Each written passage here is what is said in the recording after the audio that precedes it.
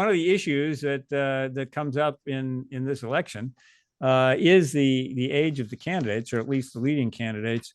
And you've been doing some interesting questioning on that. Could you fill us in on how the voters feel? So the voters are very frustrated with the age of the two leading candidates, Biden and Trump. And I've asked in a number of the recent focus groups, what's the ideal age for someone to become president? Setting aside the person. If you just pick any age that you'd want the president to be on election day, what would you want it to be? And the average age ends up being in the early to mid 50s, like 53, 54, something like that. That's the ideal age. And then I ask a follow-up question. What is the oldest acceptable age for someone to become president? And there the age is mid 60s. So you look at Biden, who now is 80, November will be 81. Trump is now 77. And these gentlemen are a decade and a half older than the oldest acceptable age for someone to be president. And that, I think, gets into the mindset of why there's so much frustration with candidate ages. And in fact, I saw last week, I asked the Pennsylvania swing voters whether they would accept or support a constitutional amendment to set an upper age limit for the president. 10 of the 11 said they would. When I asked what that should be, the ages ranged from 65 to 75. And I had 4 of the 11 say that 65 should be the upper limit. And I said to just, I hope you all realize, under that scenario, Ronald Reagan never could have been president. And the response was, well, the job was less demanding then than it is now.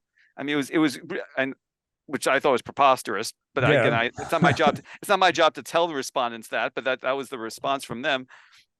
And so I think that it is all of a piece, which is these swing voters are ready for the next generation of leadership. They are pining for it. They desperately want it, and they are extremely unhappy that they're unlikely to get that choice next year. So that for me, what's happening to them is that they're seeing the 5th place team playing the 6th place team, and they're being forced to choose one. And they want to be going after somebody that they're excited about, and there's absolutely zero enthusiasm. None of these people want to see this race again. They want to see the next generation. So given that attitude, I mean, if we were to get a replay of the Trump-Biden in the next election, are these folks just going to sit it out and stay home, or will they show up and vote the lesser of two evils? I mean, what do you think? Most of them will vote the lesser of two evils. I think they feel a sense of civic duty. They want to vote. They don't want to sit it out. But I've had people say to me, I'll think about a third candidate or third party. And it's possible some will sit it out because they're so unhappy with it. Most up through last month, most of the respondents said that if given the choice between Trump and Biden, they would take Biden. This past month in Pennsylvania, I had 5 of the 11 tell me that they would take Trump back. So, I don't think arithmetically Biden can afford to lose nearly half of the swing voters in a given state. That's a real problem. People who jump from Trump to Biden, jumping back to Trump again, is a real problem, a headache. I mean, obviously I'm dealing with small samples. It's not statistically relevant. I need to point that out clearly.